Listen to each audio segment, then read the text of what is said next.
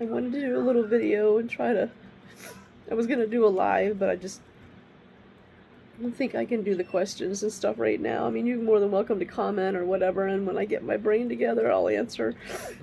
But I just wanted to get on here for one, and mainly the reason is because I have people that, do care and follow, and I don't even know what to say, but I just want to really truly thank everyone that has prayed for Leah and has been with us, like on a journey with her. Sorry. So everybody knew that Leah had diabetes, but this was new to her.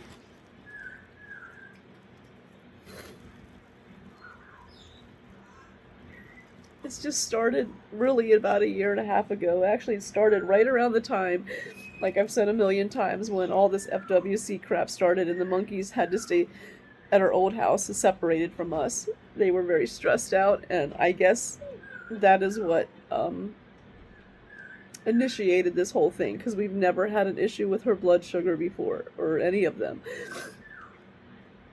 But in a nutshell right now, first of all, my daughter is a NICU nurse, and I don't care what anybody says. I've been down a lot of medical roads with animals before, and I usually don't say anything because I just get so tired of the controversy, but I know my shit, okay? I'm not a vet, but I do know a lot of things. And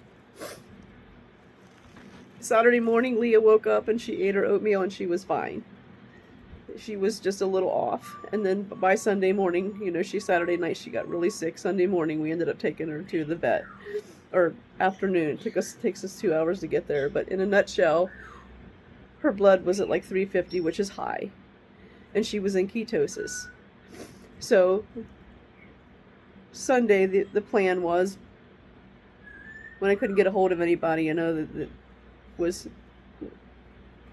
they needed more time basically to get her blood sugar down with like an insulin IV drip, which is a slow process. So yesterday we took her there to do that. I got her there at 8:30 in the morning, and I guess she was on the drip most of the day. While I was there, the vet assured me an hour or so into it that she was doing really well. They were keeping her sedated, keeping fluids going in her.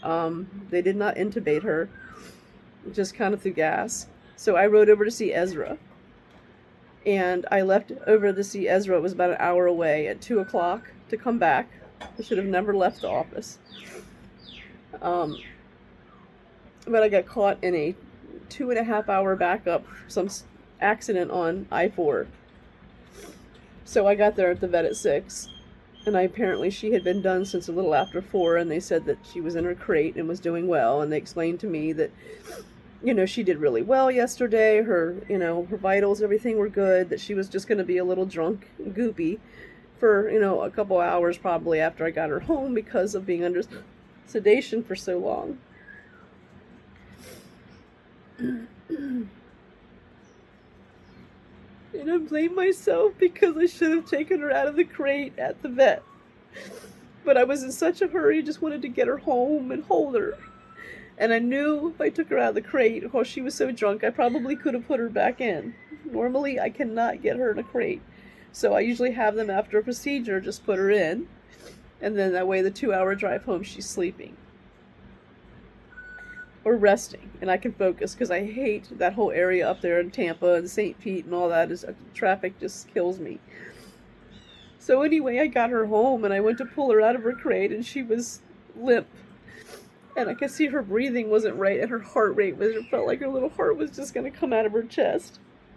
So I called every vet around here and just asking, or trying. My son and my daughter were.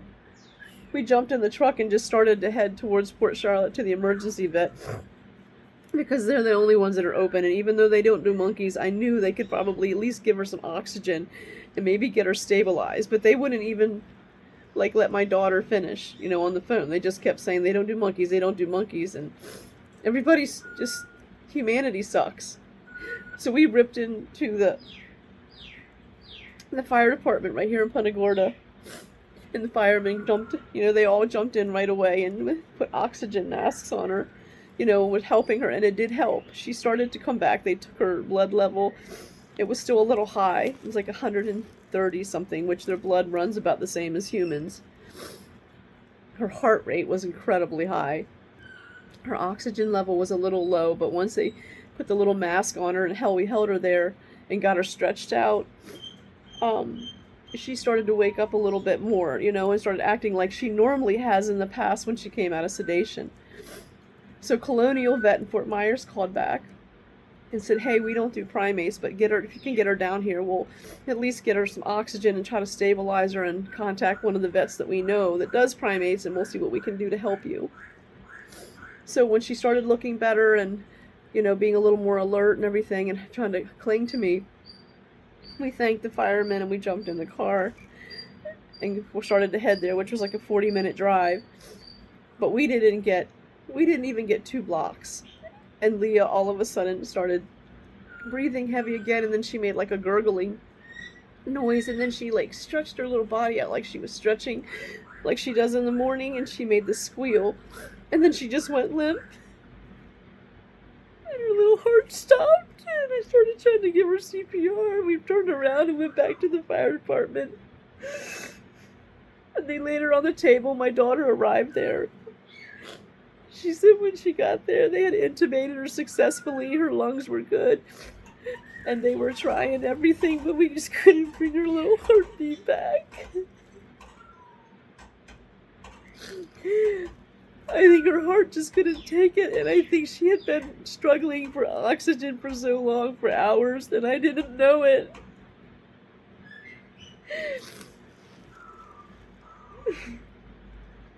And I know with all my heart,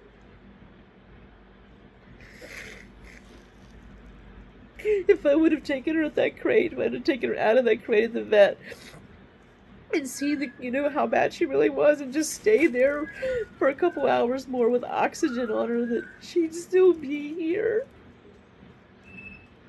She was sick, but she wasn't that bad. She didn't die of diabetes. She died because her little heart gave out, I think. I don't know, but I know her sugar wasn't bad enough at that moment. They said everything was better. And they took her oxygen and her heart rate and everything when we were at the fire department, and it was better.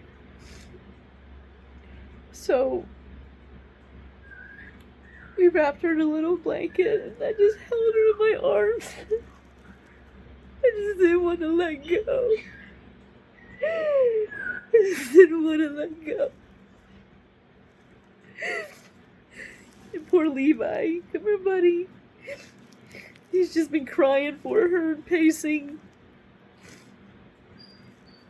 I miss her so much because she was my everything. She was so special. Every day we cuddled. Every morning, every evening. Whenever I was home, she wanted to be with me.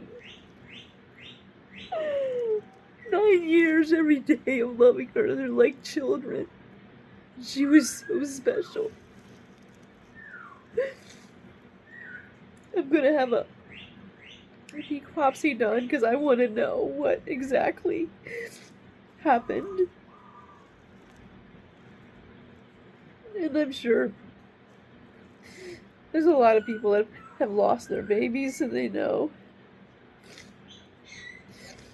Isaac was hard for us too, but Isaac was sick from the day he was born, and it was always day by day with him, and we finally had to make the decision when his little organs started shutting down to put him to sleep, But we knew it was coming, and it was horrible.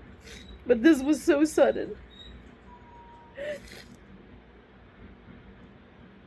It was not the ketosis that killed her. I'm sorry. I don't care.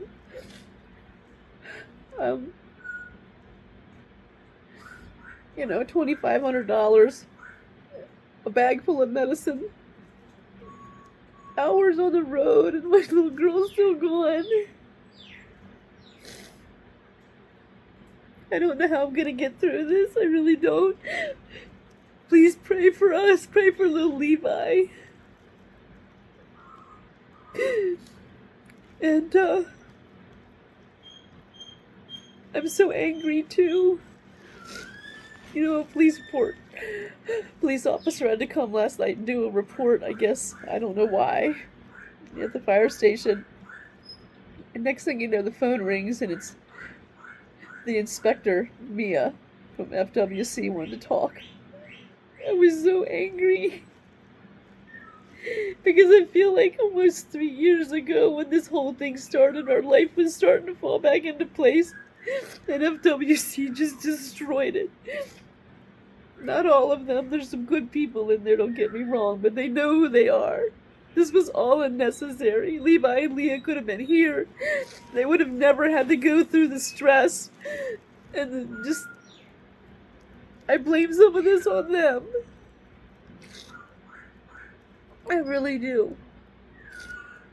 Because I know people, and even that are born with diabetes, can go their whole life and then with the DPK at like 17 years old, you know? So maybe that's the case. Maybe she was. I don't know. But she lived a pretty happy, healthy, normal life up until 2 years ago. But anyway, I'm gonna get off here. I gotta try to pull myself together somehow. And be here for Levi. Who wants nothing. He doesn't want to ever cuddle with me, so this is so hard too. But I love you guys and I'm so grateful for your prayers, and I just felt the need to reach out and share. So they knew it wasn't like she was just some sick baby that passed away, because that's not what it was.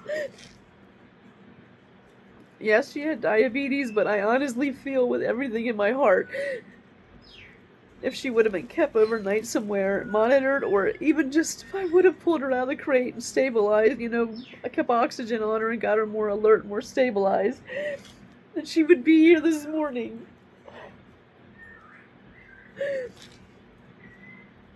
God. Thank you guys for your prayers. I gotta go.